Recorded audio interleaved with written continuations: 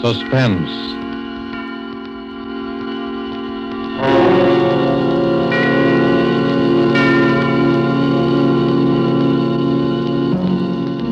This is the Man in Black, here again to introduce Columbia's program, Suspense.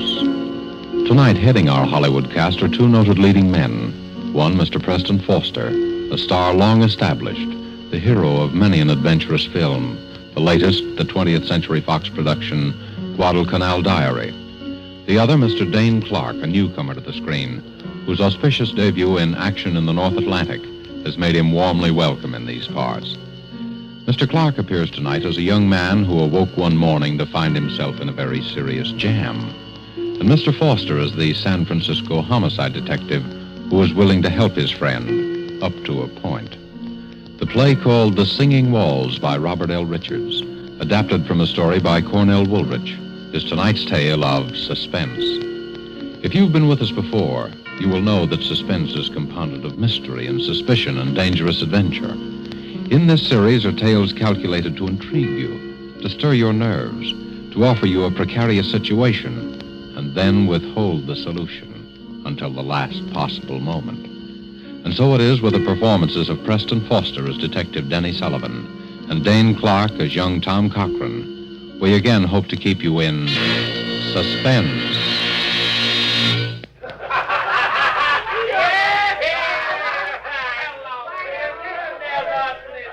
Have another. No, drink it all. There's lots more. So a guy named Joe brought you, huh? You come up here from Joe's place? What's that? Oh, you don't even know where Joe lives, huh? Me? No, I don't know either. I never seen Joe before in my life. How you feeling now, kid, huh? Sure, have a little more. It's good for what ails you. Ah, that's nothing. You're all right. Sure, I know. Let's get out of here. I know a better place. Come on, I'll help you.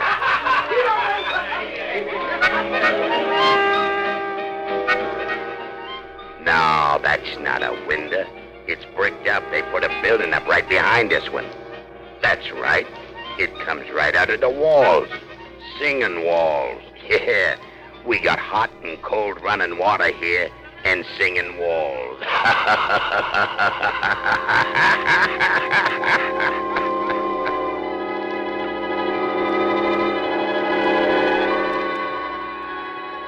Have another. Sure, bottoms up. That's the idea. Make yourself right at home. Hey, lie down. Lie down and take a little snooze. Sure, I'll be right back.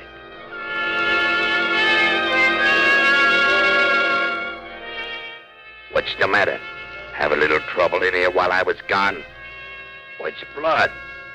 Sure, blood. All over your shirt. Oh, him? Oh, he's all right. Just put him in the closet. Lock the door. Like that, see? Now you put the key right in your pocket so you'll know just where to find it. Don't worry, he'll be all right. No, I'm not going anyplace. I'll be back in just a minute. Here, have another. I'll be back in just a minute. No, let me out. Let me out of here. Tommy! Let me out of here. Tommy, No. what's the matter? No. Tommy!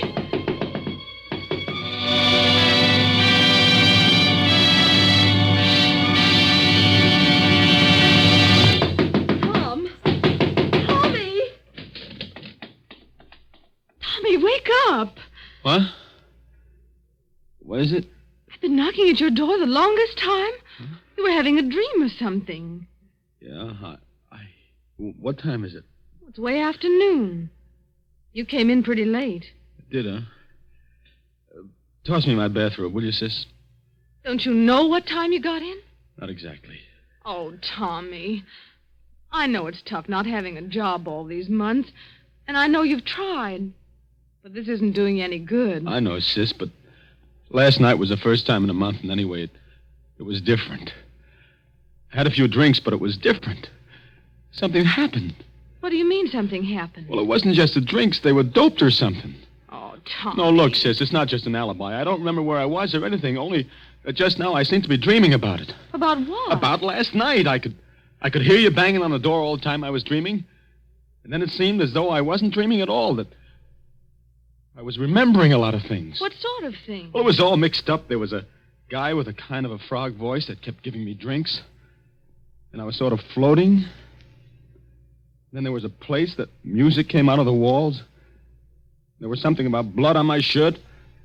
The key to a closet. Why, Tommy, you're shaking like a leaf. Yeah. It was a pretty scary dream. If it was a dream. What you need is some good hot coffee. Now hurry up and get dressed and come on downstairs. Here, I'll get you out a clean shirt. Yeah, I'd better wear the old one. I've only worn it once. Oh, but it's all messy. Yeah, it does look kind of... Mildred. What? My shirt, give it to me. Now what's the matter? Look, Mildred, that's blood. Well, I guess it is. I know it is, just like it was in the dream. Oh, Tommy, don't be so silly. You must have hurt yourself somewhere. But I didn't. Look, there isn't a scratch on me. Well, then you got in a fight. Maybe. What else could it have been? Well, that's what I'm trying to think. Well, stop thinking and hurry up and get dressed. My goodness, look at the way you threw your clothes around last night. Trousers on the floor. Here. Oh, dear, everything's falling out of the pockets. I'll pick it up. You get dressed. Thanks. You didn't come home with much, did you? Well, I didn't have much to start with. Well, I'll put it all up here on the bureau. 25 cents in change and your keys. Now, hurry. What'd you say? I said hurry. No. Before that, what'd you say? I said I put your change and your keys up in the bureau. Keys? Yes. Mildred, I only have one key. Well, there are two there now. I know. Let me see them. Here. One's the key to the front door. Yeah, but the other one.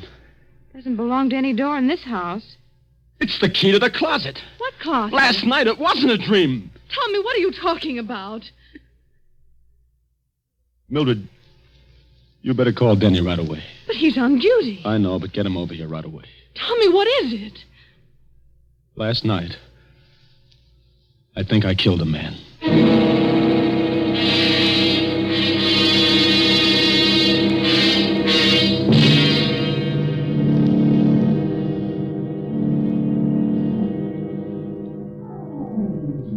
Let me look at your eyes. Listen, Denny, Mm-hmm. You were doped, all right. Well, I didn't know what it was. Never mind that now.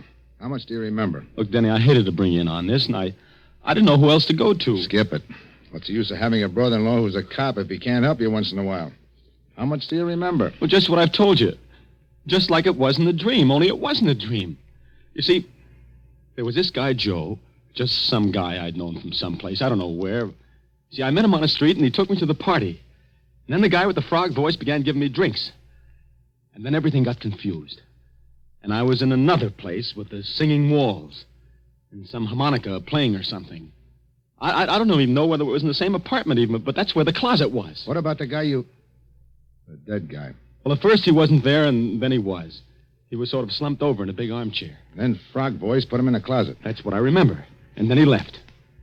And then I suddenly seemed to realize that the guy in the closet was dead, and that's why I got out of there. I don't know how. You don't have any idea where it was? No, I don't even know where the party was. And you'd never seen any of these people before? Except this guy, Joe, who took me to the party. And that's all I know about him, Denny. Just a guy named Joe that I knew by sight from someplace. I don't know where or his last name or anything. Not much to go on, is there, kid? No, not much. A guy named Joe, singing walls, in a closet. Another guy with a froggy voice. But I'd recognize him or his voice if I ever saw him again. Tommy, you're in a jam. The way it looks right now, there's a dead man in a closet somewhere in this town, and you killed him. Oh, but Denny, Well, maybe you didn't. And if we find him before somebody else does, maybe we can figure out what did happen. The way it stands now, you're it. I know. We haven't got much time, either. If the place is an apartment, they probably would have found the body already, and I'd know about it. It's a hotel. They check the guests out by 6 o'clock. That gives us about 4 hours. 4 hours. For the murderer to find the guy he murdered. It's kind of crazy, isn't it? Tommy, you know how I feel about Mildred. You know I don't exactly hate you either. You know I'll do everything in the world I possibly can to clear you. Sure, Denny, I know. But I'm a cop, Tommy. If you did it, you know I'm going to turn you in, don't you? Sure. I know that, too. Okay, kid. Now, let's start from the beginning. What about this Joe? I don't know anything about him. You know his name, you know his face. Think, Tommy, think. I'm trying to. If I could only remember. If I could only remember.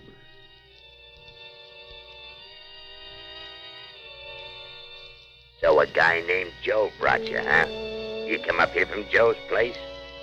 What's that? Oh, you don't even know where Joe lives, huh? Me?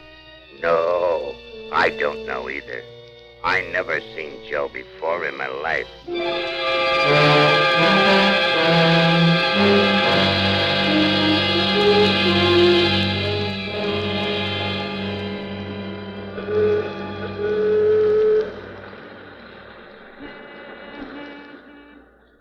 You still don't get it, Tommy? No, I don't. You told me where Joe is. I have? Sure, you see the sign over that saloon?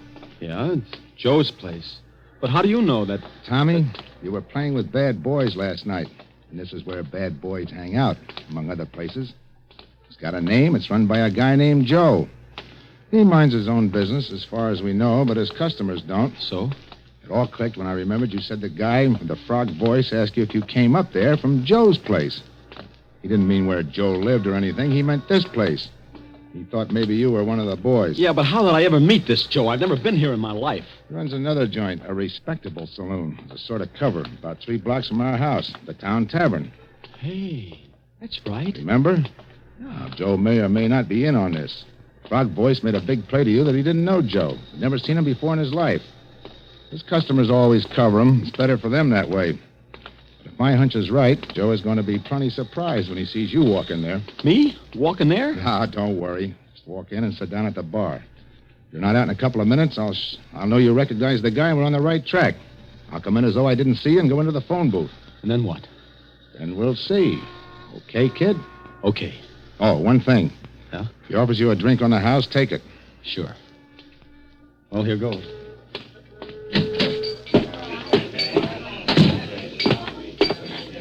What'll it be, Mac? Here. Well, we got some. It doesn't matter. Suit yourself. Well, what do you know? Tell me. Hiya, Joe. Hey, what are you doing down in this part of town, kid? Oh, I had to come down to see a guy. I didn't know you had this place. Oh, just a little sideline. It's where I first started, you know. Sure, I know. One beer, that'll be 10 cents. Hey, no, none of that. You gotta have one on me, kid. A real drink. What'll you have? Well, Scotch?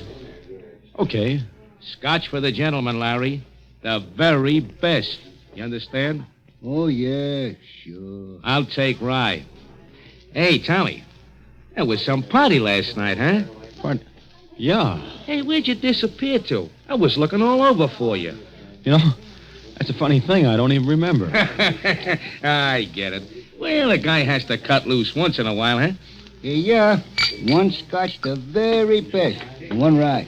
Well, here's to you. Wait a minute. Hey, who are you? This is my brother-in-law. Denny, this is Joe. Say, you must have got those drinks mixed up. You never drink scotch, Tommy. You only drink rye. Yeah, that's right. Here, you take the rye and give Joe the scotch, and I'll take your beer. I don't like scotch. I never touch it. Okay, I'll take it. Thanks. By the way, Joe, you haven't got a little bottle I could pour this into, have you? Say, who do you think you're kidding, bud? I'm from headquarters. There's my badge. Oh, now, wait a minute. I didn't know that you... I suppose you don't know what I'd find in this drink if I took it down to be analyzed either. Hey, now, look, I don't want any trouble. I never had any. They can tell you down at headquarters. Of course, it's a matter of dough. You can't buy your way out of this one, chum. I want talk, and I want it quick. What kind of talk? Where'd you take Tommy last night? It was just a little party, a private party. Went Yeah, out there. and they slipped things in people's drinks there, too. Now, I don't know anything about that. Now, honest, I hardly know the people. Who's the guy with the frog voice? Voice? I don't know any guy with a frog voice. Now, look, I told you I don't want any trouble. They can tell you that down at headquarters. Listen, there's a narcotics rap in this for somebody, and it could be you. Where was the party? Courtney Square West, number 75. Some people named Sorrell. Come on, Tommy. You're coming too, Joe, just in case.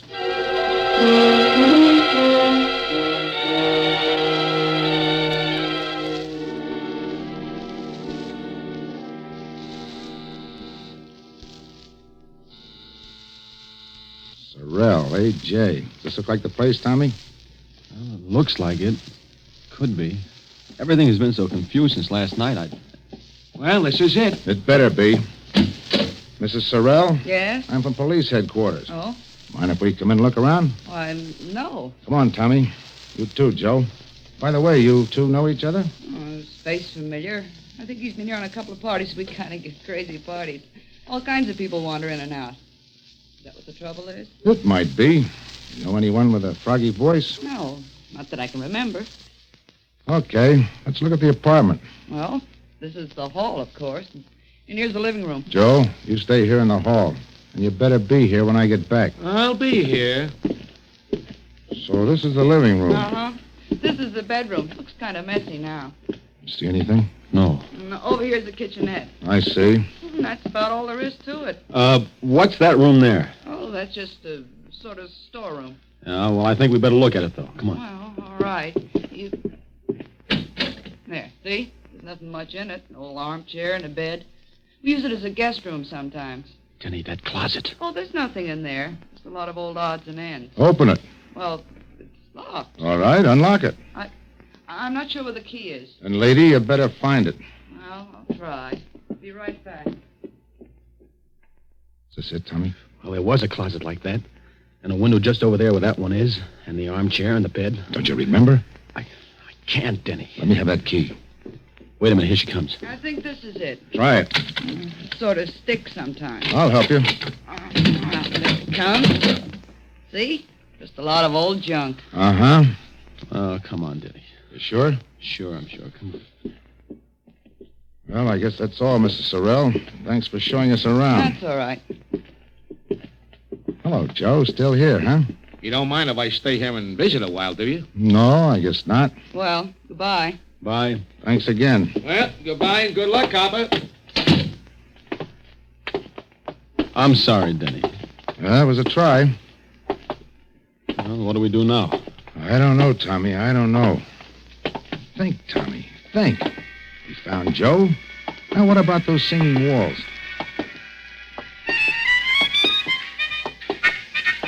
No, that's no window. That's right. It comes right out of the walls. We got hot and cold running water here. And singing walls.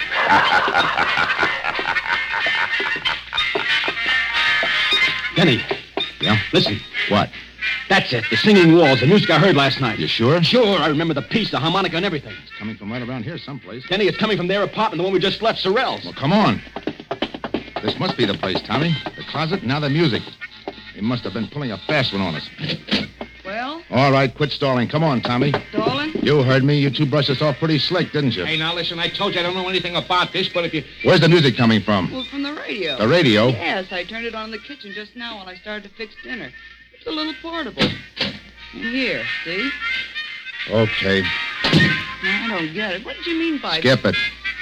Well, Tommy, here we go again. I don't care. That was the music I heard. And that's the same number, and it sounds like the same band. Hey, wait a minute. Now what? Where's your phone? On the desk. Tommy, look and see what station that's coming over. All right. WBTA. It's a local station. Thanks. Hello? Operator? Get me station WBTA. A radio station. I don't know what the number is. Just get it. This is a police call. Thanks. May be wrong, Tommy, but I got a hunch. Hello? WBTA? What's that band you've got on now?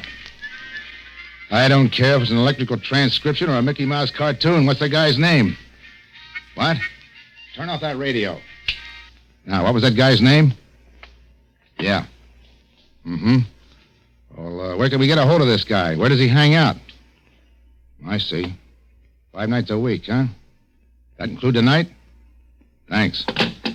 He's a small-time band leader, Tom. Harmonica Hal and his Harmoneers, he calls himself, and he plays at a place called the Silver Slipper out in the concourse. Come on. Coming. You better get on that phone, Joe. You dumb, you would have to turn on that radio.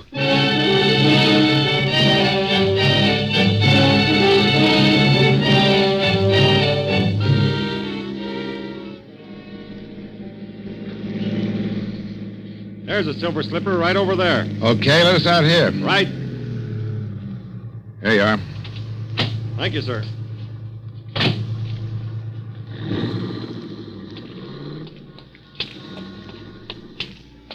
Familiar to you around here, Tommy? No. Oh, I'm afraid it's a bum steer, Denny. Look, kid, here's the way I figure this music deal. You may have heard a recording of this band the way you did a little while ago. But there's a good chance you actually heard the guy himself. You know what time it was when you heard it? Well, it was just night. That's all I know. All right. They don't make recordings often of unknown bands.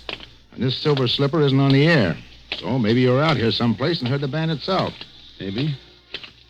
I know it's kind of a long shot, kid, but right now it's the best we got. Let's case the joint. Okay. Don't look like there were any rooms with closets in the Silver Slipper. Say, what about that crummy-looking hotel next to it? Yeah, I was just thinking. If you were in a room with a closet and all that, and you really did hear this band, that hotel's the only place you could have been. Oh, I wish I could remember something. The shape you were in, you probably signed your own name, too. Come on. By the way, what time you got? 10 to 6. 10 to 6. Deadline's pretty close, kid. Yeah. This better be right. What a dump. I could only remember. Well, there's the clerk. We'll see. Say, you got a guy named Tom Cochran here? Tom Cochran? I don't know. It's all right. We're friends of his. Let's see. When did he register? Last night? Sure, here it is. Tom Cochran and Penn Doyle, room 209. I don't think they're in, though. No? No. I've been ringing them to see if they were going to check out by 6.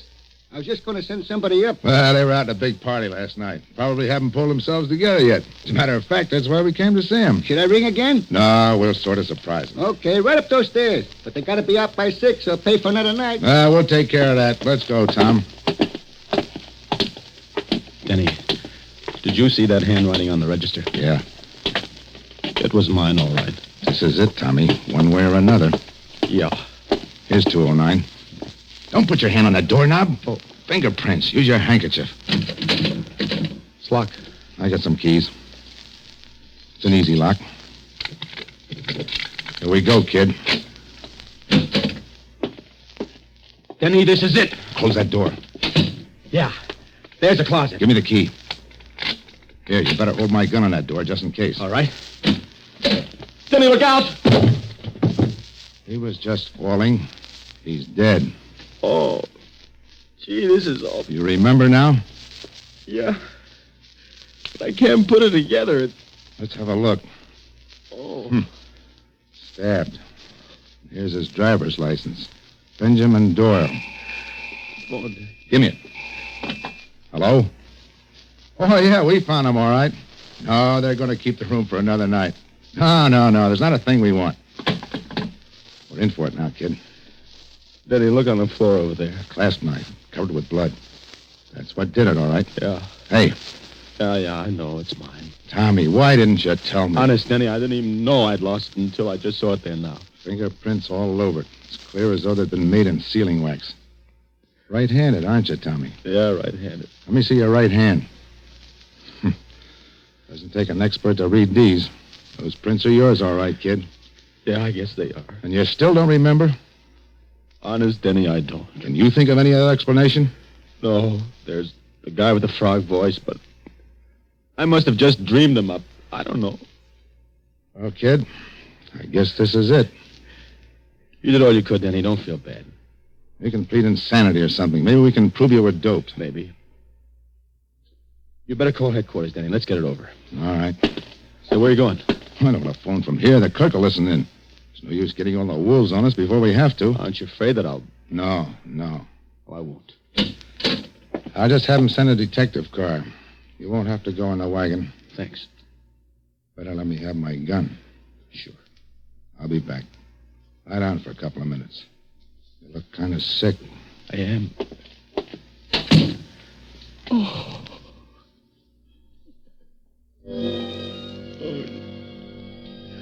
That's the idea. Take a little snooze. I won't be gone long. Get a little sleep. Do you good.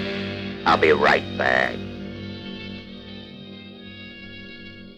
Have a little trouble in here? Blood. Sure, blood. All over your shirt. Oh, he's all right. Put him in the closet. Lock the door. Key right in your pocket. I'm not going anyplace. Back in just a minute. Sure, I'll be right back. Be right back.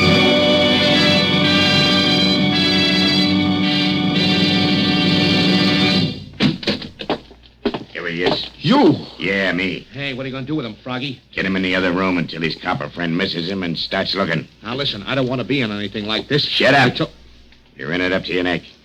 Come on, you. Get up. Okay. Get going. Up the hall here. Open the other door, Joe. Sure. Get in there. That the guy, Frog? Yeah. Listen, Froggy, this don't look so good. There was people who knew you were getting ready to give it to Doyle, and... Sure. That's why I framed this guy. All the trouble I went to. Doped him and brought Doyle in there when he was out. Planted the key on him, bloodied him up, put the knife in his hand. I still don't see how he ever came to in time. Yeah, but he did. So what? We frame him again. Music? You like music, don't you? You're pretty sweet about music, ain't you? Well, for your information, that's harmonica hell rehearsing for the night. And in this room, it comes through the window. On account of there is a window. But in the other room, it comes through the walls. On account of there ain't no window. Catch on? Better close the window, Joe. No, wait a minute. Yeah, I do like music. You mind if a guy in a spot like I am hears a little music? What about it, Froggy? Sure. Leave it up and let's have music while we work. It'll cover up the noise if he makes any fuss. So what's a new angle? Knock him out. Dump him in the park. Dead by his own hand. Remorse.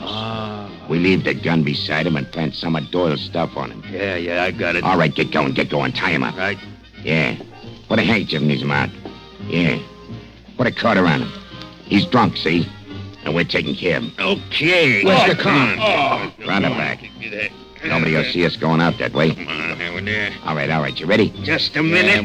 All right, take a look. Okay. All right. Take a look out the door. Okay. All clear? Yeah. Let's go. Lock the door after we go out. Okay. Down the hall to the back stairs. Hey, what the... All right, drop those guns and I know cover him, you guys. I got What it. is this? You'll find out, Graziani. Get that gag out of the guy's mouth and untie him, Mike. Sure. Denny, I heard the music. I hoped you would. I asked him to leave the window open. I heard the conversation, too. Enough. Okay, boys, take him down. All right, come on. Say, who are those guys? Graziani's a mobster. Doyle was one of his boys who double-crossed him. How you feeling? Okay, I guess. That was kind of close. Yeah, all the way around. Yeah. Look, kid, Skip it, Denny. I'm sorry, Tommy. Honest. I thought you did it. Denny, until just now, so did I.